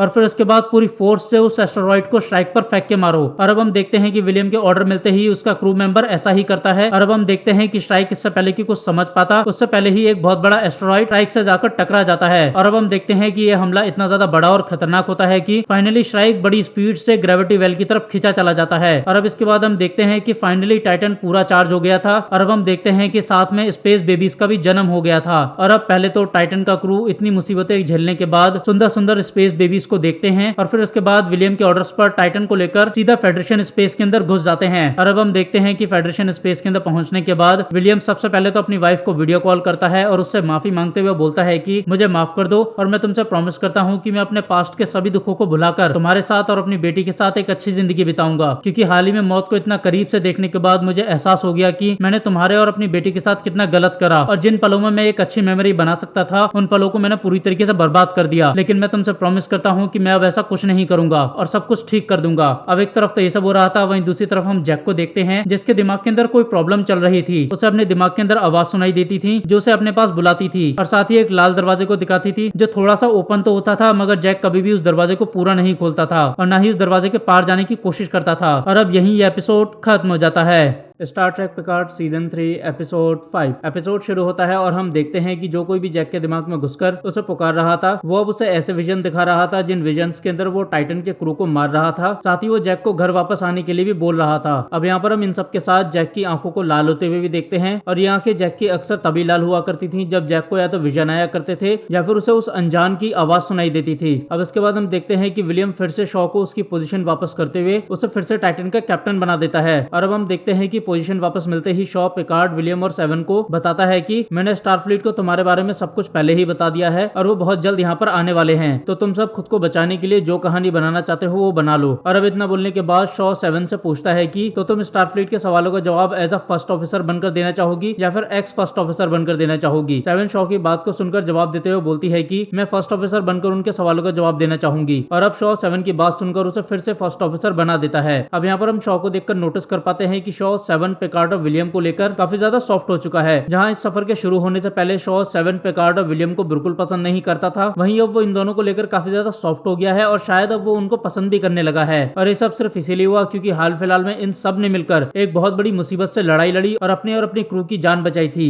और इस तरीके के हालात तो दुश्मनों में भी दोस्ती करा देते हैं। यहाँ तो फिर भी ये सेम ऑर्गेनाइजेशन के लिए काम कर रहे थे। एक्चुअली शॉ को सेवन से कभी भी कोई प्रॉब्लम नहीं थी, वो बस सेवन के बॉर्ग होने की वजह से उससे नफरत करता था। और ऐसा इसीलिए था क्योंकि बॉर्ग के साथ हुए युद्ध की वजह से ही शॉ ने अपने काफी सारे साथियों को गवाया था। अब इसके बाद हम देखते हैं कि यूएसएस इंटरप्रेट नाम का एक बड़ा सा स्पेसशिप टाइटन के पास आ जाता है और फिर उसमें से कुछ ऑफिसर्स एक छोटे से शटल में बैठकर टाइटन पर आ जाते हैं। अब यहाँ पर हम देखते हैं कि टाइटन पर सभी लोग सोच रहे थे कि आखिरकार यूएसएस इंटरप्रेट से आने वाले ऑफिसर डायरेक्ट टेलीपोर्ट क्यों नहीं हुए, जबकि स्टारफ्लीट के दो शिपों के बीच नॉर्मली लोग टेलीपोर्ट होकर ही ट्रांसफर हुआ करते थे। हालांकि उन्हें इस बात का जवाब तो नहीं मिलता मगर यूएसएस इंटरप्रेट से आने वाले ऑफिसर टाइटन के अंदर आ चुके थे। और अब हम देखते हैं कि पिकार्ड और विलियम देखते हैं कि उनसे पूछताछ करने के लिए यूएसएस इंटरप्रेट से जो ऑफिसर आया है वो और कोई नहीं बल्कि कमांडर रोलन है। और अब हम देखते हैं कि पिकार्ड और विलियम रोलन को देखकर बहुत ज्यादा हैरान रह जाते हैं। और ऐसा इसलिए था क्योंकि पिकार्ड रोलन का गुरु था और रोलन ने जो कुछ भी सीखा था वो सिर्फ और सिर्फ पिकार्ड से सीखा था। लेकिन फिर आज से 30 साल पहले 2370 में रोलन ने स्टारफ्लीट को धोखा देकर अपने प्लेनेट बेजोर की आजादी की लड़ाई लड़ने के लिए बेजोर पर लड़ रहे माकी नाम के एक रेबल ग्रुप के साथ जुड़ गई थी और उनके साथ मिलकर बेजोर की आजादी के लिए लड़ने लगी थी। लेकिन फिर कुछ समय बाद रोलन ने खुद को फिर से स्टारफ्लीट के सामने सरेंडर कर दिया था और फिर उसके बाद स्टारफ्लीट ने रोलन को एक हार्ड रिहैब सेंटर के अंदर डाल दिया था। और फिर उसके बाद रोलन ने उस हार्ड रिहैब सेंटर की सभी ट्रेनिंग और सभी कंडीशनों को पूरा कर फिर से स्टारफ्लीट की ट्रेनिंग कंप्लीट करी और फिर से स्टारफ्लीट ज्वाइन किया। और ना सिर्फ उसने स्टारफ्लीट ज्वाइन किया बल्कि वो आज कमांडर भी बन चुकी थी। अब हम देखते हैं कि रोलन जब पिकार्ड से पूछताछ कर रही होती है तो वो पिकार्ड से नाराज नजर आ रही थी। एक्चुअली वो पिकार्ड से इसलिए नाराज थी क्योंकि जब रोलन ने स्टारफ्लीट छोड़कर माकी का साथ देने का फैसला किया तो उसके गुरु ने जो उसे सबसे ज्यादा समझते थे उन्होंने ही उसके फैसले को नहीं समझा, जबकि रोलन को उम्मीद थी कि पिकार्ड उसकी बात को समझेंगे और उसके फैसले को भी समझेंगे। लेकिन ऐसा कुछ भी नहीं हुआ और पिकार्ड ने रोलन को बुरा और गद्दार समझ लिया। Back to the story. अब हम देखते हैं कि पहले तो रोलन अपने हाथ पर कट लगाकर खुद के खून को दिखाते हुए पिकार्ड को प्रूव करती है कि वो कोई चेंज लिंक नहीं है और फिर उसके बाद वो पिकार्ड से काफी सख्त तरीके से पूछताछ करने लगती है। अब एक तरफ तो पिकार्ड से पूछताछ चल रही थी, वहीं दूसरी तरफ हम सिगवे के अंदर देखते हैं कि बेवर्ली सिडनी के फेस वाले चेंज लिंक का पोस्टमार्टम करके पता लगाती है कि चेंज लिंक की सिविलाइजेशन के अंदर एवोल्यूशन हो रहा है। जहाँ पहले कोई भी चेंज चेंजलिंग किसी भी सॉलिड सिविलाइजेशन का सिर्फ बाहरी स्ट्रक्चर कॉपी कर सकता था और ज्यादा से ज्यादा उसकी आवाज और उसकी भाषा को कॉपी कर सकता था, वहीं शायद ये एवोल्यूट हुए चेंजलिंग अब बाहरी स्ट्रक्चर के साथ साथ उस जीव के इंटरनल ऑर्गन और उसके ब्लड ग्रुप को भी कॉपी कर लेते थे, जिसका ये रूप लेते थे। और क्योंकि ये इंटरनल ऑर्गन और ब्लड ग्रुप तक को कॉपी कर लेते थे, तो इसी वजह से नॉर्मल ब्लड टेस्ट और इमेज स्कैनिंग के अंदर पकड़े नहीं जाते थे। और अब जैसे ही बेवर्ली को ये सब पता चलता है, वैसे ही वो इस रिपोर्ट को पिकार्ड को भेज देती है। और अब हम देखते हैं कि पिकार्ड को जैसे ही ये सब पता चलता है, वैसे ही उसे फिर से रोलन पर शक होने लगता है, क्योंकि रोलन बार बार पिकार्ड से पूछताछ करने की जगह पे उसके बेटे के बारे में ज्यादा जानकारी निकाल रही थी और चेंजलिंग शुरू से ही उसके बेटे के पीछे पड़े हुए थे। लेकिन पिकार्ड अपने बेटे के बारे में कुछ भी नहीं बताता। वहीं दूसरी तरफ पिकार्ड ने सेवन को पहले ही अपने बेटे को छुपाने के लिए बोल दिया था, तो इसी वजह से सेवन जैक को पकड़कर एक रूम में लेके जाती है और उसे स्टारफ्लीट की एक यूनिफॉर्म देते हुए बोलती है कि इसे जाकर चुपचाप पहन लो ताकि तुम पकड़े ना जाओ। अब इसके बाद हम देखते हैं कि रोलन पिकार्ड से यूएसएस टाइटन पर मारे गए चेंजलिंग्स की बॉडी दिखाने को बोलती है। अब इसके बाद हम देखते हैं कि पिकार्ड रोलन के डिमांड को पूरा करते हुए उसे टाइटन के सिगवे की तरफ लेकर निकल पड़ता है, लेकिन आधे रास्ते के अंदर ही रोलन पिकार्ड पर फेजर को पॉइंट करते हुए एंड टाइम पर अपने फैसले को बदलकर उसे होलोडेक पर जाने के लिए बोल देती है। और अब जैसे ही ये दोनों होलोडेक पर पहुंच जाते हैं, वैसे ही रोलन होलोडेक को लॉक कर देती है और वहां पर म्यूजिक को प्ले करवाती है। वो ऐसा इसलिए करती है ताकि पिकार्ड और रोलन की बात को कोई और ना सुन सके। और अब हम देखते हैं कि जैसे ही म्यूजिक प्ले होता है, वैसे ही रोलन पिकार्ड से शिकायत करते हुए बोलती है कि मैंने आपको रोल मॉडल माना, मैंने ये माना कि जब मेरे मुश्किल समय में कोई मेरे साथ खड़ा नहीं होगा, मेरे फैसले के साथ खड़ा नहीं होगा, तो उस समय आप मुझे समझोगे, लेकिन आपने भी मुझे नहीं समझा। अब यहाँ पर हम देखते हैं कि पिकार्ड सफाई देते हुए अपनी मजबूरी के बारे में भी बता रहा होता है। अब यहाँ पर मैं आपको बता दूं कि रोलन यहाँ पर ये सारी बातें कर पिकार्ड से अपने पुराने गिले शिकवे दूर नहीं कर रही थी, बल्कि वो ये जानना चाहती थी कि आखिरकार पिकार्ड ही है या फिर वो एक चेंजलिंग है, और उसे यही सब कंफर्म करना था। इसीलिए वो ऐसे सवाल कर रही थी जो सुनने में तो बहुत ज्यादा आसान लग रहे थे, मगर उन सवालों का जवाब सिर्फ और सिर्फ असली पिकार्ड ही दे सकता था। और अब जैसे ही इन दोनों को कंफर्म हो जाता है कि इन दोनों में से कोई भी चेंजलिंग नहीं है, तो वैसे ही रोलन पिकार्ड को बताती है कि स्टारफ्लीट पूरा का पूरा करप्ट हो चुका है, ऊपर से लेकर नीचे तक हर पोजीशन पर चेंजलिंग भर चुके हैं। मेरे शिप पर भी मैं किस पर भरोसा करूं और किस पर नहीं, ये मुझे समझ नहीं आ रहा। शायद हो सकता है कि मेरे शिप का कैप्टन ही चेंजलिंग हो, और इसी वजह से मैं शटल से यहाँ पर आई थी, ना कि टेलीपोर्ट होकर। अब हम देखते हैं कि इतना बोलने के बाद वो वापस से शिप पर जाने के लिए निकल पड़ती है। अब हम देखते हैं कि अपने शिप पर जाने से पहले रोलन पिकार्ड को अपने धर्म की सबसे पवित्र चीज बेजॉन रिंग को देते हुए बोलती है कि पिकार्ड सिर्फ अब आप ही आखिरी उम्मीद हो। अब हम देखते हैं कि अपनी ये रिंग को देने के बाद रोलन अपने लोगों के साथ शटल में बैठकर वापस जाने ही लगती है कि तभी रास्ते के अंदर रोलन के साथ आए ऑफिसर रोलन के शटल के अंदर बॉम्ब लगाकर वहां से टेलीपोर्ट कर जाते हैं और फिर टाइटन पर वापस आ जाते हैं। और अब उन दोनों चेंजलिंग के टाइटन पर वापस आते ही वो अपने 2 और साथियों को भी टाइटन पर बुला लेते हैं। और अब इससे पहले कि ये चारों चेंजलिंग पिकार्ड के बेटे जैक को पकड़कर अपने साथ ले जा पाते, उससे पहले ही जैक के दिमाग के अंदर जो भी घुसा हुआ था वो जैक को खतरे में देखकर जैक को कंट्रोल करते हुए एक झटके में उन चारों चेंजलिंग को मार देता है। अब एक तरफ तो ये सब हो रहा था, वहीं दूसरी तरफ हम रोलन के शटल पर देखते हैं कि रोलन अपनी शटल में बम लगा देख और अपने साथियों को टेलीपोर्ट होता देख समझ गई थी कि वो बुरी तरीके से फंस चुकी है। और अब रोलन अपनी जान बचाने के लिए अपनी शटल से टेलीपोर्ट होकर टाइटन पर जाने की कोशिश करती है, मगर वो टेलीपोर्ट नहीं हो पाती क्योंकि उसके शटल के अंदर चेंजलिंग ने टेलीपोर्ट इनहिबिटर्स लगा दिए थे और वो इनहिबिटर छुपे हुए थे, तो इसी वजह से रोलन उन्हें ढूंढ भी नहीं पा रही थी। और अब जब रोलन को कंफर्म हो गया था कि उसकी जान नहीं बचेगी, तो वैसे ही वो टाइटन के ब्रिज से कांटेक्ट करते हुए पिकार्ड और टाइटन के पूरे क्रू से रिक्वेस्ट करके बोलती है कि अब हम स्टारफ्लीट पर भरोसा नहीं कर सकते, क्योंकि पूरा का पूरा स्टारफ्लीट ऊपर से लेकर नीचे तक करप्ट हो चुका है, हर तरफ चेंजलिंग भर चुके हैं, चाहे छोटी से छोटी पोजीशन हो या फिर बड़ी से बड़ी पोजीशन, और अब आप ही लोग आखिरी उम्मीद हो, तो इस शिप को लेकर यहाँ से भाग जाओ। अब हम देखते हैं कि इतना बोलने के बाद रोलन अपने शटल को लेकर यूएसएस एंटरप्रेट के नेजल कवर से जाकर टकरा जाती है। और अब जैसे ही वो टकराती है, वैसे ही एंटरप्रेट पर बहुत जोर का धमाका होता है, और अब इस धमाके की वजह से एंटरप्राइज डिसबैलेंस हो जाता है। और अब हम देखते हैं कि इससे पहले कि एंटरप्रेट के अंदर जो चेंजलिंग थे वो टाइटन पर हमला कर पाते, उससे पहले ही कैप्टन शॉट टाइटन को लेकर वहां से भाग जाता है। अब एक तरफ तो ये सब चल रहा था, वहीं दूसरी तरफ हम एमटेलस प्राइम पर देखते हैं कि वुल्फ और रफी मिलकर स्नीड के जानने वाले सभी लोगों की लिस्ट को चेक कर रहे थे, और उस लिस्ट के अंदर से उन लोगों को ढूंढने की कोशिश कर रहे थे जिन लोगों से उन्हें ये इन्फॉर्मेशन मिल सके कि आखिरकार चेंजलिंग डेस्ट्रॉम के अंदर घुसे कैसे। और अब हम देखते हैं कि लिस्ट चेक करते में इन्हें एक नाम पता चलता है, क्रीन, जो एक क्रिमिनल गैंग का लीडर होता है और एक क्राइम सिंडिकेट होता है, और ये बंदा इतना ज्यादा मिस्टीरियस होता है कि इसकी फोटो से लेकर कोई जानकारी अवेलेबल नहीं थी। अब यहाँ पर मैं आपको बता दूं कि स्नीड और क्रीन एक दूसरे के मुंह बोले भाई थे, और ये दोनों एक दूसरे के साथ ही बड़े हुए थे। अब इसके बाद हम देखते हैं कि काफी कोशिशों के बाद फाइनली इन्हें क्रीन मिल जाता है, और अब ये लोग क्रीन के सभी लोगों को मारने के बाद फाइनली क्रीन को अपने कब्जे में लेकर उससे पूछते हैं कि आखिरकार चेंजलिंग डेस्ट्रॉम के अंदर घुसे कैसे। एक्चुअली वुल्फ और रफी के लिए बात जानना इतना ज्यादा जरूरी इसीलिए था क्योंकि डेस्ट्रॉम को एक कॉम्प्लिकेटेड एआई सिक्योर करके रखता था, और ये एआई इतना ज्यादा सिक्योर था कि इसको बाईपास करना लगभग नामुमकिन था, और इन्हें यही बात जाननी थी कि आखिरकार इतने कॉम्प्लिकेटेड एआई से बचकर चेंजलिंग आखिरकार डेस्ट्रॉम के अंदर घुसे कैसे, और घुसे तो घुसे वहां से वेपन कैसे चुरा लिए। अब हम देखते हैं कि क्रीन रफी और वुल्फ के सवालों का जवाब देते हुए बोलता है कि वैसे तो डेस्ट्रॉम का एआई बहुत ज्यादा कॉम्प्लिकेटेड सिक्योर नेटवर्क है, बट इस एआई के बहुत ज्यादा बचकाने लूप होल हैं और इन्हीं लूप होल्स के बारे में मुझे पता चल गया था और फिर उसी इन्फॉर्मेशन के बेस पर मैंने एक ऐसी एंट्री चिप बनाई जिसकी मदद से डेस्ट्रॉम के एआई सिस्टम को हैक करके डेस्ट्रॉम के अंदर एंट्री करी जा सकती थी। अब हम देखते हैं कि जैसे ही वुल्फ और रफी को इस चिप के बारे में पता चलता है वैसे ही वो क्रीन से उस चिप को ले लेते हैं। अब इसके बाद हम देखते हैं कि ये दोनों वुल्फ के हैंडलर से बात करने के लिए उसे वीडियो कॉल करने लगते हैं। वहीं दूसरी तरफ हम टाइटन पर देखते हैं कि पिकार्ड रोलन की दी गई इयररिंग को देखकर सोचने लगता है कि आखिर रोलन ने उसे ये इयररिंग क्यों दी और अब पिकार्ड ये सोच ही रहा था कि तभी वहां पर विलियम उस इयररिंग को लेकर उसे एक्टिवेट कर देता है। और अब हम देखते हैं कि वो इयररिंग कोई नॉर्मल इयररिंग नहीं थी बल्कि वो एक डेटा चिप थी जिस डेटा चिप के अंदर चेनलिंग से रिलेटेड सारी की सारी जानकारी थी और सारा का सारा इंटेलिजेंस था। इन शॉर्ट रोलन की पूरी इन्वेस्टिगेशन उस चिप के अंदर थी। अब यहाँ पर सवाल आता है कि आखिरकार विलियम को ये बात कैसे पता चली कि वो इयररिंग्स एक डेटा चिप है। असल में रोलन ने ये जो तरीका इस्तेमाल किया था ये कोई नया नहीं था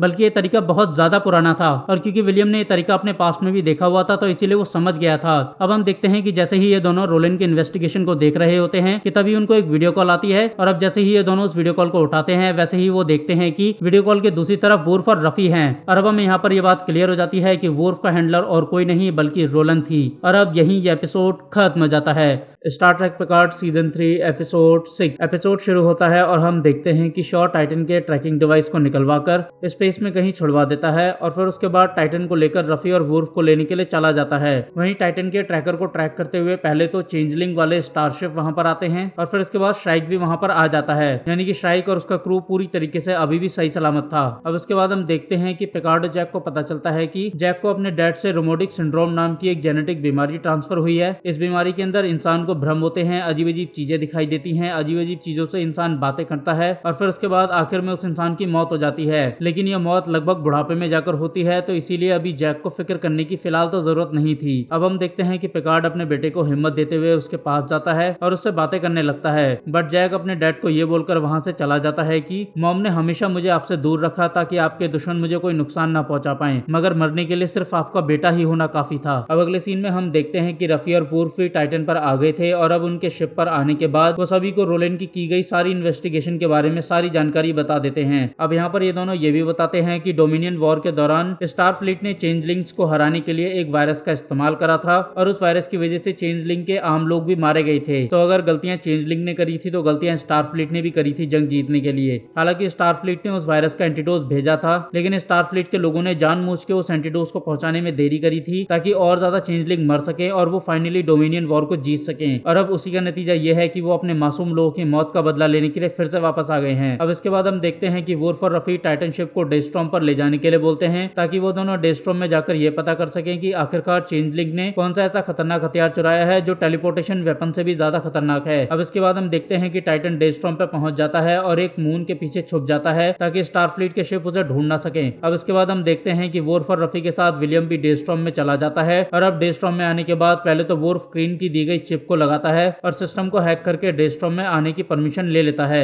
अब एक तरफ तो ये तीनों उस रूम को ढूंढ रहे थे जिस रूम के अंदर एआई का वो सिस्टम लगा हुआ था जो डेस्ट्रॉम को चलाता था और सिक्योर रखता था। वहीं दूसरी तरफ हम देखते हैं कि पता नहीं कैसे मगर चेंजलिंग ने टाइटन को ट्रैक कर लिया था और अब वो लोग भी अपने अपने स्टारशिप्स को लेकर डेस्ट्रॉम में आ गए थे। और अब चेंजलिंग को वहां आता देख पिकार्ड विलियम रफी और वुल्फ से ये बोलकर वहां से टाइटन को लेकर भाग जाता है कि तुम इन्वेस्टिगेशन करो, हम तुम्हें सही समय पर लेने के लिए आ जाएंगे। अब इसके बाद पिकार्ड टाइटन को लेकर प्लेनेट ईथन प्राइम पर पहुंच जाता है। यहाँ पर स्टार फ्लीट का म्यूजियम था और इसको हैंडल करता था पिकार्ड का पुराना दोस्त और सिडनी का फादर कॉमोडोर जॉडी लेफोर्ज। अब यहाँ पर आने के बाद पिकार्ड जॉडी से मदद मांगता है तो जॉडी पिकार्ड की बातों को सुनकर उसे ये बोलता है कि पिकार्ड अपने उन सभी सिस्टम्स को बंद कर दो जिनकी तुम्हें जरूरत नहीं है। और अब इतना बोलने के बाद जॉडी अपनी दूसरी बेटी एलेंड्रा को लेकर टाइटन पर आ जाता है। अब इसके बाद हम देखते हैं कि एक तरफ तो जॉडी पिकार्ड की सारी बातों को सुनने के बाद उसे बोलता है कि पिकार्ड तुम्हें मानना पड़ेगा, तुमने अपने बाप बनने की खुशी को इंटरगैलेक्टिक इमरजेंसी बना दिया। अब इतना बोलने के बाद जॉडी पिकार्ड को आगे बोलते हुए कहता है कि पिकार्ड मैं तुम्हारी मदद सच में करना चाहता हूँ बट अब मेरी एक फैमिली है और अगर मैंने तुम्हारी मदद करी तो चेंजलिंग मेरे परिवार को नहीं छोड़ेंगे।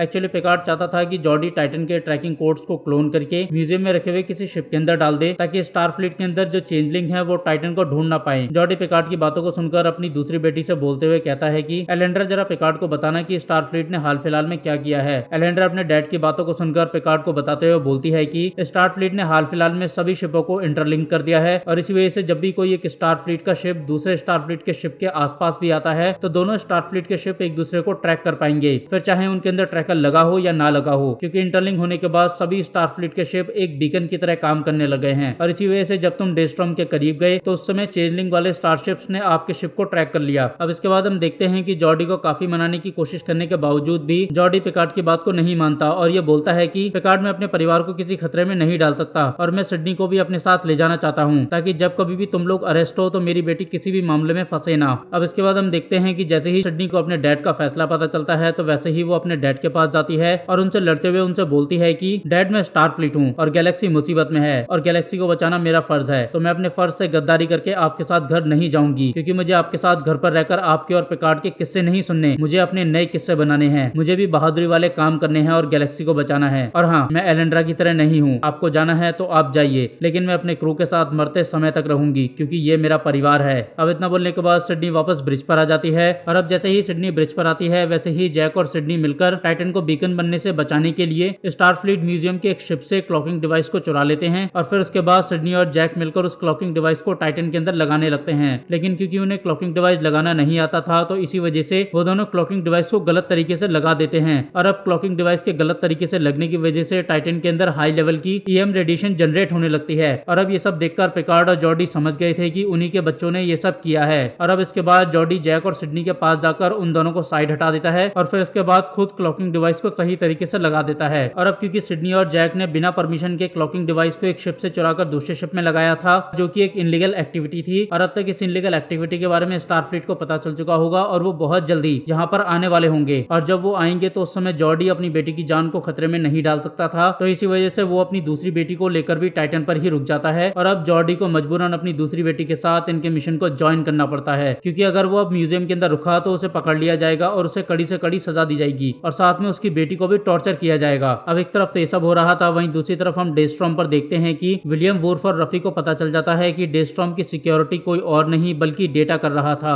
एक्चुअली इनिगो सूंग के मरने के बाद स्टारफ्लीट ने डेटा को एज अ सिक्योरिटी सिस्टम के तौर पर डेस्ट्रॉम में लगा दिया था क्योंकि उनके पास डेटा जैसा पावरफुल सिक्योरिटी सिस्टम नहीं था और ना ही वो ऐसा सिस्टम बना पा रहे थे। लेकिन अब डेटा के अंदर एक प्रॉब्लम थी और वो प्रॉब्लम ये थी कि डेटा के अंदर उसके ही भाई लॉर और बिफोर की मेमोरी भी थी। और अब प्रॉब्लम ये थी कि लॉर एक इविल एआई था, वहीं बिफोर एक बेसिक मॉडल था, यानी कि इस समय डेटा एक मल्टीपल पर्सनालिटी डिसऑर्डर वाला एंड्रॉइड बन चुका था। एक्चुअली इनिगो सूंग इन तीनों एआईज को मिलाकर एक ऐसा डेटा बनाना चाहते थे जैसा डेटा खुद बनना चाहता था, यानी कि बिल्कुल इंसान जैसा, जो रो सकता था, हंस सकता था, जिसके अंदर अच्छाई बुराई सारी चीजें होती। लेकिन इससे पहले कि डॉक्टर इनिगो सूंग अपने प्रोजेक्ट को पूरी तरीके से खत्म कर पाते उससे पहले ही वो मर गए और स्टारफ्लीट ने उनके आधे अधूरे काम को ही एज अ सिस्टम के तौर पर डेस्ट्रॉम में इंस्टॉल कर दिया। स्टारफ्लीट ने डेस्ट्रॉम के अंदर डेटा जैसे हाई एआई को इसलिए इंस्टॉल किया था क्योंकि डेस्ट्रॉम में स्टारफ्लीट के सेक्शन 31 के खतरनाक वेपन रखे हुए थे और सेक्शन 31 स्टारफ्लीट का रॉ जैसा एक सीक्रेट डिवीजन था जिसके खतरनाक वेपन्स को सही सलामत और सिक्योर रखना बहुत ज्यादा जरूरी था। अब यहाँ पर जैसे ही ये तीनों डेटा के पास पहुंचते हैं वैसे ही डेस्ट्रॉम के अंदर स्टारफ्लीट के ऑफिसर उन्हें पकड़ने के लिए आ जाते हैं और अब विलियम वुर्फ और रफी को डेटा के साथ वहां से भागने के लिए बोल देता है और फिर उसके बाद खुद स्टारफ्लीट के ऑफिसर से लड़ने के लिए चला जाता है।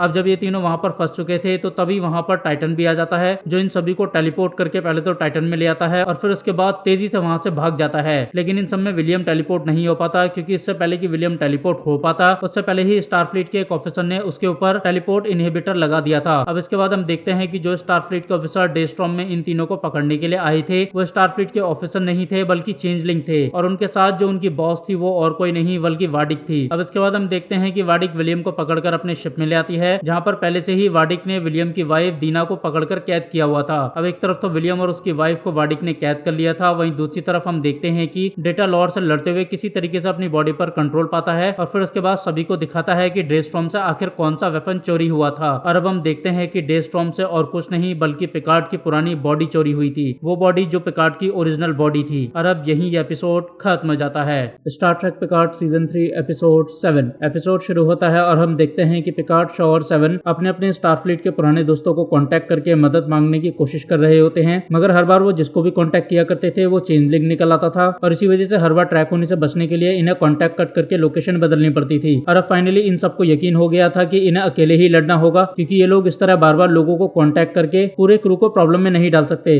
अब इसके बाद हम देखते हैं कि पिकार्ड के कहने पर बेवर्ली चेंजलिंग को हराने के लिए बायोलॉजिकल वेपन बनाने के काम पर लग जाती है। अब यहीं पर बात करते करते ये लोग अंदाजा लगाने की कोशिश करते हैं कि आखिरकार चेंजलिंग ने पिकार्ड की बॉडी क्यों चुराई होगी। और अब काफी सोचने के बाद ये लोग इस नतीजे पर पहुंचते हैं कि शायद चेंजलिंग पिकार्ड की बॉडी और जैक के डीएनए को मिलाकर पिकार्ड जैसा एक और क्लोन बनाना चाहते हैं और फिर उस क्लोन को वो लोग फ्रंटियर डे पर पिकार्ड की जगह स्पीच देने के लिए लेकर जाएंगे और फिर शायद उसी समय वो लोग कुछ बड़ा कांड करेंगे। अब यहाँ पर इन लोगों के साथ प्रॉब्लम ये थी कि फ्रंटियर डे को सिर्फ कुछ ही घंटे रह गए थे और इन लोगों को कुछ भी नहीं पता था कि आखिरकार वाडिक कहाँ है और चेंजलिंग्स को किस तरीके से रोका जा सकता है। अब अगले सीन में हम देखते हैं कि जैक और सिडनी एक लिफ्ट के अंदर होते हैं और अब इस लिफ्ट के अंदर सिडनी जो भी कुछ सोच रही थी जैक उसको सुन पा रहा था और सिडनी अपने मन के अंदर ये सोच रही थी कि जैक एक अच्छा लड़का है मगर वो पहले बात तो करे या फिर कोई हिंट तो दे, लाइक उसका हाथ छूना या फिर कुछ ऐसा ही, ताकि सिडनी भी जैक की तरफ कोई कदम बढ़ा सके। एक्चुअली सिडनी और जैक के बीच केमिस्ट्री बननी शुरू हो गई थी, बस बारी थी इन दोनों के कदम बढ़ाने की और एक दूसरे से बात करने की। अब हम देखते हैं कि क्योंकि जैक सिडनी की बात सुन पा रहा था तो इसीलिए वो सिडनी को हिंट देते हुए उसके हाथ को टच करता है और अब जैसे ही जैक ऐसा करता है वैसे ही सिडनी सोचने लगती है कि आखिरकार जैक ने उसके मन की बात कैसे जान ली। अब इसके बाद अगले सीन में हम ब्रिज पर देखते हैं कि वाडिक के शिप से विलियम के हेल्प का मैसेज आ रहा था और अब इन सिग्नल्स को देखने के बाद पिकार्ड को पता चल जाता है कि विलियम बिल्कुल ठीक ठाक है बट वो श्राइक के पास कैद में है। अब ये सब देखने के बाद जैक को बिल्कुल अच्छा नहीं लग रहा था क्योंकि विलियम ने हमेशा उसकी मदद करी थी और उससे अच्छे से बात करी थी, बट आज विलियम और बाकी सारे लोग सिर्फ और सिर्फ उसकी वजह से मुसीबत में फंसे हुए थे और कई लोगों की तो जान जा भी चुकी थी और कई की जाने वाली थी।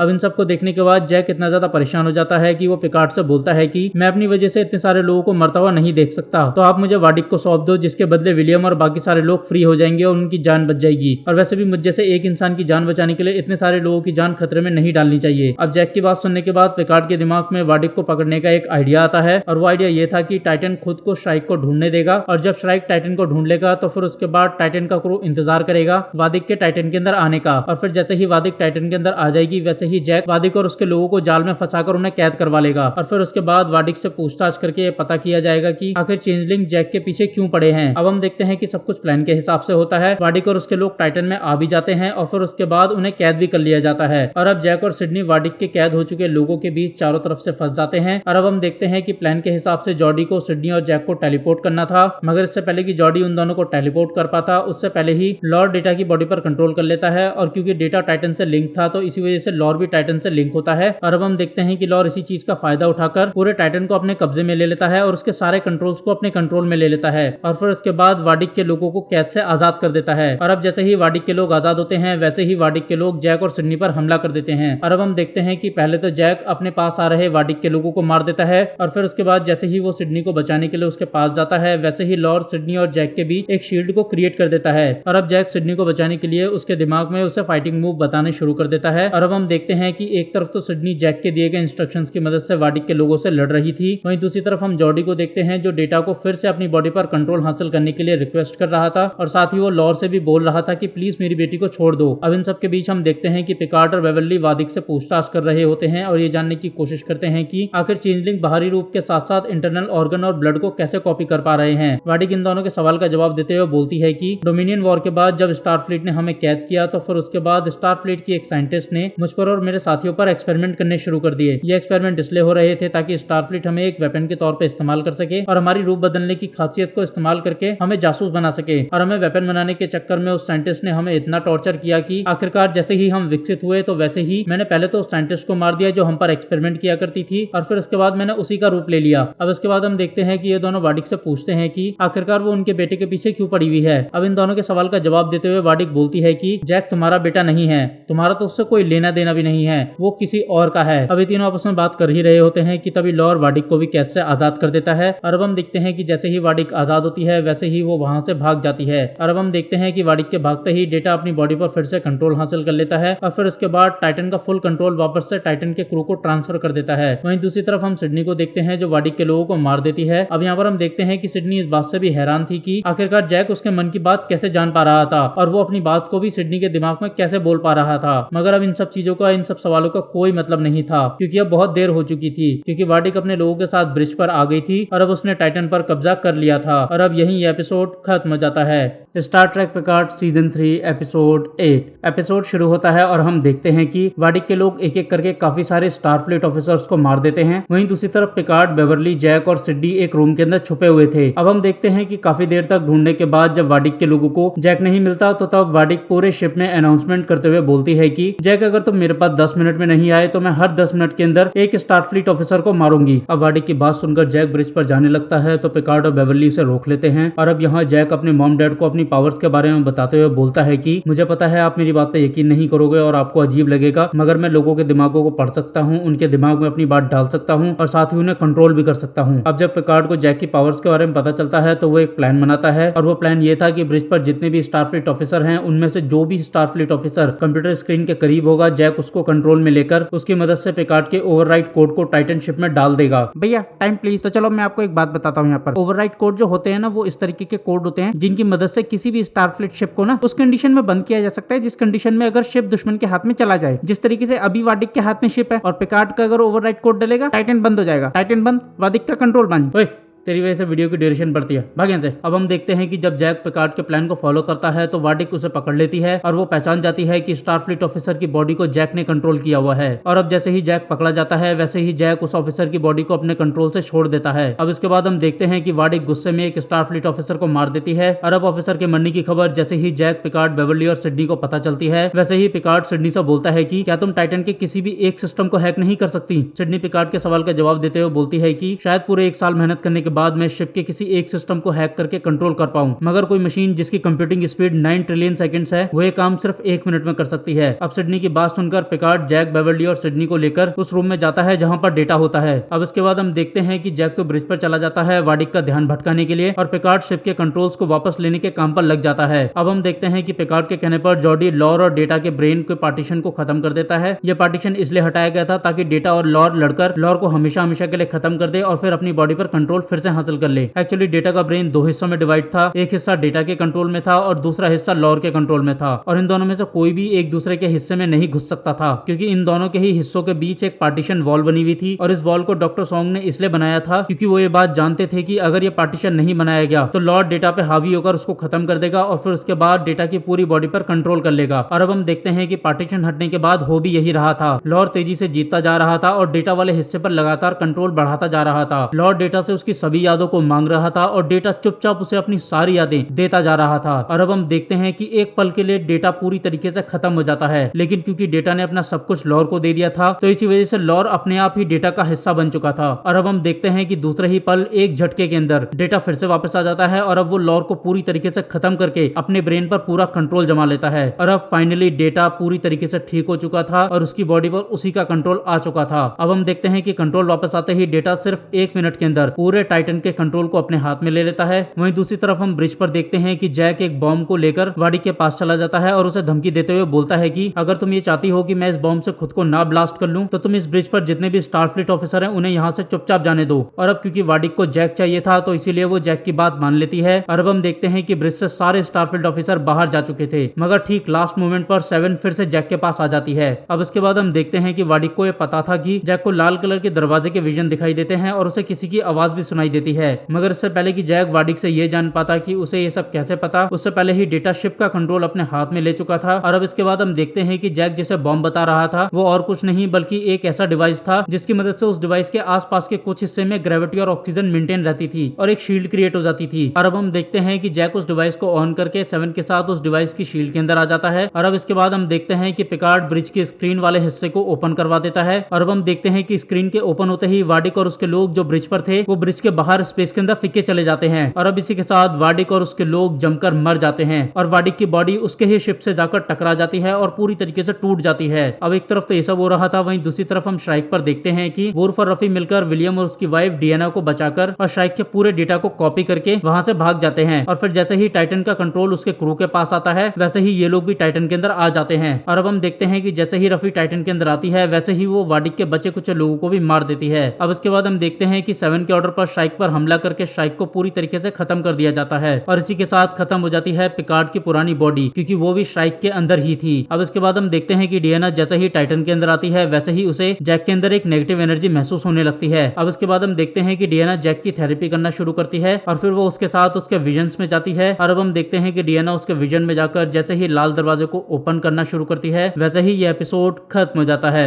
Star Trek Picard season 3 episode 9 episode शुरू होता है और हम देखते हैं कि डियाना को लाल दरवाजे के पीछे एक बॉर्ग क्यूब दिखाई देता है। डियाना बॉर्ग क्यूब को देखकर बुरी तरीके से डर जाती है और पिकार्ड से जाकर बोलती है कि तुम्हारा बेटा खतरनाक है और उसका बॉर्ग क्यूब से जरूर कोई लेना देना है। और इस तरीके की कंडीशन में तुम जानते हो कि स्टार फ्लीट के नियम साफ साफ यही कहते हैं कि हमें जैक को कैद करके रखना होगा, क्योंकि जब तुम लोक्यूटस बने थे तब तुमने बहुत सारे लोगों की जान ली थी। अब ये तीनों सोच ही रहे थे कि जब जैक को बॉर्ग ने कभी भी एसिमुलेट नहीं किया तो फिर जैक बॉर्ग से लिंक कैसे हो गया। अब जब ये सारे सोच रहे होते हैं तभी बेवर्ली को समझ आ जाता है कि जैक बिना एसिमुलेट हुए बॉर्ग से लिंक कैसे हो गया। और अब हम देखते हैं कि बेवर्ली बताती है कि चींटियां और मधुमक्खियां बिना किसी बॉर्ग टैग के एक दूसरे से लिंक होती हैं और वो भी बिल्कुल ऑर्गेनिक तरीके से। तो शायद हो सकता है कि जब बॉर्ग ने पिकार्ड को लोक्यूटस बनाया तो तब उन्होंने लोक्यूटस के अंदर कुछ ऐसा ऑर्गेनिक टैग डाल दिया और यही ऑर्गेनिक टैग पिकार्ड के जरिए जैक के अंदर ट्रांसफर हो गया और अब इसी वजह से वो बॉर्ग के साथ लिंक महसूस कर रहा है। अब ये सब जानने के बाद पिकार्ड 2 स्टारफ्लीट के गार्ड के साथ जैक के पास जाता है और उसे स्टारफ्लीट के कैस्लोवल इंस्टीट्यूट में जाने को बोलता है, जो कि प्लेनेट वल्कन पर था। एक्चुअली ये इंस्टीट्यूट एक्सपेरिमेंट करता था और यहाँ पर जैक को इसलिए भेजा जा रहा था ताकि यहाँ पर जैक के अंदर जो ऑर्गेनिक बॉर्ग टैग है उसे निकाला जा सके। मगर क्योंकि जैक को भी ये बात पता थी कि कैस्लोवर इंस्टीट्यूट की असलियत क्या है तो इसीलिए वो पिकार्ड के झांसे में नहीं आता। और अब इसके बाद हम देखते हैं कि जैक अपने डैड से नाराज हो जाता है क्योंकि वो चाहता था कि उसकी इस बुरी कंडीशन में उसके डैड उसके साथ खड़े रहें, उसकी मदद करें, मगर पिकार्ड तो उसे एक्सपेरिमेंट के लिए भेज रहा था। और अब हम देखते हैं कि जैक इसी गुस्से के अंदर पिकार्ड के साथ आए दोनों गार्ड्स को अपने कंट्रोल में ले लेता है और फिर उसके बाद वो वहां से निकलकर अकेले एक शटल में बैठकर अपनी आंखों को बंद करता है और फिर उसके बाद बॉर्ग क्वीन से कनेक्ट करके उससे पूछता है कि बताओ तुम कहाँ हो, मैं तुमसे कहाँ मिल सकता हूँ। और अब हम देखते हैं कि बॉर्ग क्वीन से अपनी लोकेशन के कोऑर्डिनेट बता देती है और फिर जैक अपनी शटल में बैठकर क्वीन की दी गई लोकेशन पर पहुंच जाता है। और अब हम यहाँ पर देखते हैं कि गैस से भरे हुए बादलों के बीच बॉर्ग क्यूब छुपा हुआ था। अब एक तरफ तो ये सब हो रहा था, वहीं दूसरी तरफ टाइटन पर जॉर्डी सभी को बताता है कि जब भी बॉर्ग किसी ऑर्गेनिक लाइफ को अपना हिस्सा बनाते हैं तो उससे पहले वो उस ऑर्गेनिक लाइफ के जेनेटिक कोड यानी कि डीएनए में बदलाव करते हैं ताकि बॉर्ग टैग उस ऑर्गेनिक लाइफ के साथ अच्छे से लिंक हो सके। और चेंजलिंग ने इसी ऑर्गेनिक कोड को हासिल करने के लिए पिकार्ड की बॉडी को चुराया था। अब इसके बाद इन सबको ये भी पता चल जाता है कि जहाँ पिकार्ड एक बॉर्ग रिसीवर यानी कि इंस्ट्रक्शन मानने वाला बॉर्ग था, वहीं जैक एक ट्रांसमीटर था यानी कि वो ऑर्डर देने वाला और कंट्रोल करने वाला बॉर्ग था। अब इसके बाद जब जॉर्डी उस डेटा को चेक करता है जिस डेटा को रफी स्ट्राइक से कॉपी करके लेकर आई थी, तो इन्हें पता चलता है कि चेंजलिंग ने पिकार्ड के बॉर्ग टैग से लिंक होने वाले जेनेटिक कोड को स्टारफ्लीट के हर ट्रांसपोर्टर में डाल दिया है। और अब इसी वजह से जो कोई भी ट्रांसपोर्टर के जरिए टेलीपोर्ट हुआ था उसके अंदर बॉर्ग का बनाया जेनेटिक कोड चला गया था। लेकिन उन इंसानों को बॉर्ग के जेनेटिक कोड से कोई फर्क नहीं पड़ने वाला था जिनकी उम्र 25 साल से ज्यादा थी, क्योंकि बॉर्ग के जेनेटिक कोड उस इंसान पर असर नहीं करते जिनके ब्रेन का फ्रंटल कोर्टेक्स डेवलप होना बंद हो जाता है। और फ्रंटल कोर्टेक्स 25 की उम्र में डेवलप होना बंद हो जाता है। फ्रंटल कोर्टेक्स का मतलब है तुम्हारी खोपड़ी का आगे वाला हिस्सा। अब यहाँ मैं आपको बता दूं कि बॉर्ग के जेनेटिक कोड का असर अलग अलग सिविलाइजेशन में अलग अलग उम्र पर खत्म होता है।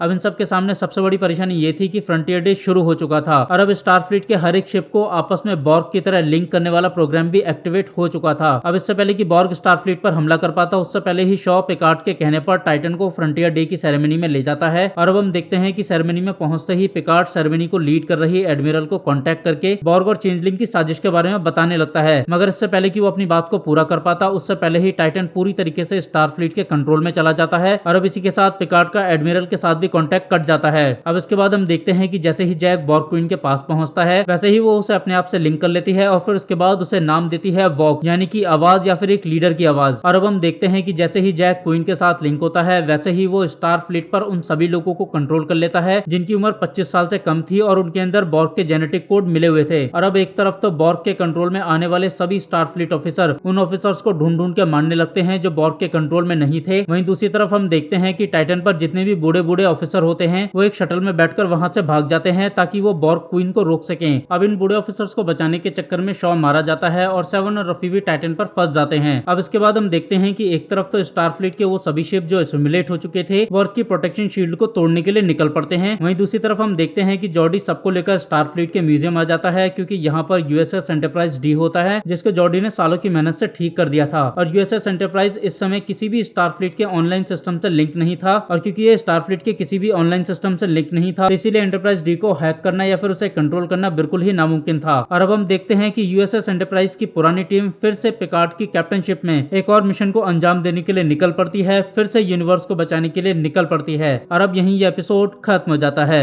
Star Trek Picard season 3 episode 10 episode शुरू होता है और हम देखते हैं कि बॉर्ग क्यूब असल में जुपिटर की गैस के बादलों के बीच छुपा हुआ था और अब यूएसएस एंटरप्राइज डीवी वहां पर पहुंच चुका था। अब इसके बाद हम देखते हैं कि एक तरफ तो पिकार्ड, विलियम और वुर्फ बॉर्ग शिप के अंदर चले जाते हैं, वहीं दूसरी तरफ हम रफी और सेवन को देखते हैं जो अपनी गन के अंदर टेलीपोर्टेशन डिवाइस को लिंक करके उन सभी लोगों को टेलीपोर्ट करके कैद करना शुरू कर देती है जो बॉर्ग के कंट्रोल में थे। और अब हम देखते हैं कि इसी तरीके से करते करते फाइनली सेवन और रफी कुछ नॉन कंट्रोल ऑफिसर्स के साथ मिलकर टाइटन पर फिर से कब्जा हासिल कर लेते हैं और फिर उसके बाद ये लोग बॉर्ग के कंट्रोल वाले स्टार फ्लीट के शिप से लड़ना शुरू कर देते हैं। मगर एक शिप इतने सारे शिप्स को नहीं रोक सकता था और इसी वजह से फाइनली बॉर्ग के कंट्रोल वाले शिप पहले तो सोल स्टेशन को बर्बाद करते हैं और फिर उसके बाद अर्थ को प्रोटेक्ट करने वाली शील्ड को भी तोड़ देते हैं। और अब जैसे ही शील्ड टूटती है वैसे ही बॉर्ग के कंट्रोल वाले स्टार फ्लीट के शिप अर्थ पर हमला करने के लिए निकल पड़ते हैं। अब एक तरफ तो ये सब हो रहा था, वहीं दूसरी तरफ बॉर्ग के शिप पर विलियम और वुर्फ उस बीकन को ढूंढने के लिए निकल जाते हैं जिस बीकन से सभी बॉर्ग के कंट्रोल वाले लोगों को ऑर्डर्स ब्रॉडकास्ट किए जा रहे थे। अब इसके बाद हम देखते हैं कि एक तरफ तो विलियम और वुर्फ मिलकर बीकन की लोकेशन को ढूंढ लेते हैं, वहीं दूसरी तरफ पिकार्ड अपने बेटे के पास पहुंच गया था और उसे क्वीन के कंट्रोल से बाहर आने के लिए बोल रहा था। मगर जब काफी सारी कोशिशों के बाद भी जैक कंट्रोल से बाहर नहीं आ पाता तो फिर फाइनली पिकार्ड खुद को कलेक्टिव से लिंक करके अपने बेटे के साथ लिंक कर लेता है। अब इसके बाद हम देखते हैं कि जैसे ही पिकार्ड जैक के साथ लिंक होता है वैसे ही वो उसके पास पहुंच जाता है और अब हम देखते हैं कि पिकार्ड जैक को अपने साथ चलने के लिए बोल रहा था। और अब हम यहाँ पर देखते हैं कि पिकार्ड ये सब बोलते बोलते काफी इमोशनल हो गया था क्योंकि वो नहीं चाहता था कि जो उसके साथ हुआ वो अब उसके बेटे के साथ भी हो। अब इसके बाद हम देखते हैं कि जैसे ही एंटरप्राइज डी को बीकन की लोकेशन मिलती है वैसे ही उन्हें पता चलता है कि बीकन बॉर्ग शिप के बिल्कुल सेंटर के अंदर है और वहां तक पहुंचने के लिए जो रास्ता बना हुआ है वो इतना ज्यादा भूल भुलैया वाला है कि अगर वो लोग वहां पर जाकर उस बीकन को खत्म करेंगे तो बीकन के खत्म होने की वजह से जो ब्लास्ट होगा उस ब्लास्ट की वजह से एंटरप्राइज डी भी वहां पर खत्म हो जाएगा क्योंकि वो लोग उस रास्ते से आसानी से बाहर आ ही नहीं सकते थे। अब इसके बाद हम देखते हैं कि डेटा सबको भरोसा दिलाते हुए बोलता है कि मेरा दिल कह रहा है कि हम यहाँ से बचकर निकल जाएंगे, हम वहां पर जाएंगे, बीकन को ब्लास्ट करेंगे और मैं तुम्हें वहां से निकाल लूंगा। अब इसके बाद हम देखते हैं कि सब लोग डेटा पर भरोसा कर लेते हैं और फिर उसके बाद डेटा एंटरप्राइज डी को अपने कंट्रोल में लेकर सीधा बॉर्ग शिप में घुस जाता है और फिर उसके बाद फाइनली ये लोग बीकन तक पहुंच जाते हैं। लेकिन इनके सामने सबसे बड़ी प्रॉब्लम ये थी कि इन्हें जैक, पिकार्ड, विलियम और वुर्फ की लोकेशन मिल नहीं रही थी और क्योंकि इन्हें लोकेशन नहीं मिल रही थी तो इस वजह से अगर इन्होंने बीकन को ब्लास्ट करा तो बीकन को ब्लास्ट करने के बाद इन लोगों के पास इतना समय नहीं होगा कि ये लोग बॉर्ग शिप के अंदर इन चारों को ढूंढने की कोशिश कर सकें क्योंकि बीकन के ब्लास्ट होने के बाद इनके भी बचने के चांसेस लगभग ना के बराबर थे। मगर फाइनली ये पूरे यूनिवर्स को बचाने के लिए इन चारों को सैक्रिफाइस करने का फैसला करते हैं और अब हम देखते हैं कि बेवर्ली मैनुअली बीकन पर हमला कर देती है और अब जैसे ही बीकन पर हमला होता है वैसे ही बीकन ब्लास्ट करने लगता है और अब जैसे ही बीकन ब्लास्ट करने लगता है वैसे ही बॉर्ग शिप में भी धमाके होने शुरू हो जाते हैं और अब बॉर्ग शिप को ब्लास्ट होता देख डेटा एंटरप्राइज डी को वहां से लेकर भागने लगता है। अब जब ये लोग बॉर्ग शिप से भाग रहे होते हैं तभी डियाना को पिकार्ड, जैक, विलियम और वुर्फ की लोकेशन महसूस होने लगती है और अब जैसे ही डियाना को लोकेशन फील होती है वैसे ही वो एंटरप्राइज डी को खुद चलाना शुरू कर देती है। अब एक तरफ तो ये लोग इन चारों की तरफ बढ़ रहे थे, वहीं दूसरी तरफ हम देखते हैं कि जब जैक बॉर्ग क्वीन के कंट्रोल से बाहर नहीं आ रहा होता तो फिर फाइनली पिकार्ड जैक से ये बोलता है कि अगर तुम यहाँ से नहीं जाना चाहते तो फिर मैं भी तुम्हारे साथ यहीं रहूंगा मरते दम तक। और अब जैसे ही जैक अपने डैड की ये बात सुनता है वैसे ही उसे अपने डैड के साथ बिताए हुए पल याद आने लगते हैं और अब जैसे ही जैक को ये पल याद आते हैं वैसे ही जैक क्वीन के कंट्रोल से बाहर आ जाता है और अब जैसे ही जैक क्वीन के कंट्रोल से बाहर आता है वैसे ही वो पिकार्ड को भी क्वीन के कंट्रोल से बाहर निकाल लेता है। अब इसके बाद हम देखते हैं कि जैसे ही ये दोनों क्वीन के कंट्रोल से बाहर आते हैं वैसे ही वहां पर एंटरप्राइज डी आ जाता है जो इन्हें फटाफट टेलीपोर्ट करके बॉर्ग शिप से बाहर निकल जाता है। और अब हम देखते हैं कि जैसे ही बॉर्ग शिप और क्वीन खत्म हो जाती है वैसे ही स्टार फ्लीट के वो लोग जो बॉर्ग के कंट्रोल में थे वो भी पूरी तरीके से ठीक हो जाते हैं और अब इसी के साथ अर्थ भी खत्म होने से बच जाती है। अब इसके बाद हम देखते हैं कि बेवर्ली को स्टार फ्लीट की मेडिकल डिपार्टमेंट का हेड बना दिया जाता है और अब इसी के साथ बेवर्ली एडमिरल बेवर्ली बन गई थी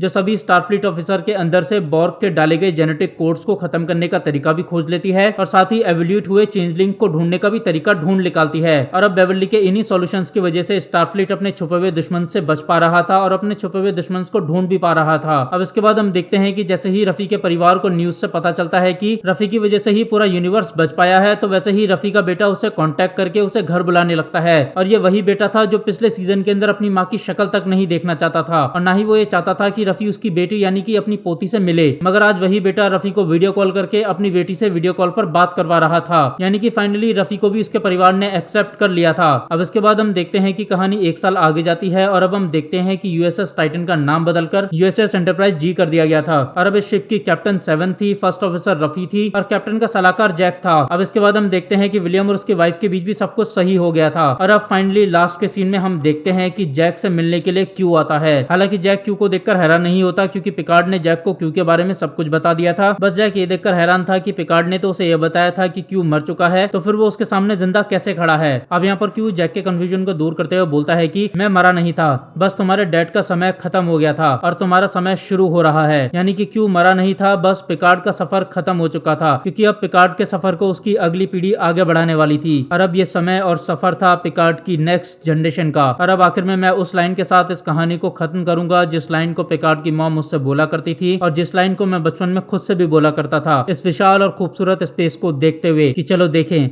वहां क्या है। और अब इसी के साथ पिकार्ड की जर्नी और ये सीजन दोनों ही खत्म हो जाते हैं। अब अगर आपको ये सीरीज अच्छी लगी हो तो चैनल को सब्सक्राइब करके बेल आइकन दबा लें। मैं मिलता हूँ आपको एक और बेहतरीन वेब सीरीज के साथ, तब तक के लिए देखते रहिए V explanation movie in Hindi.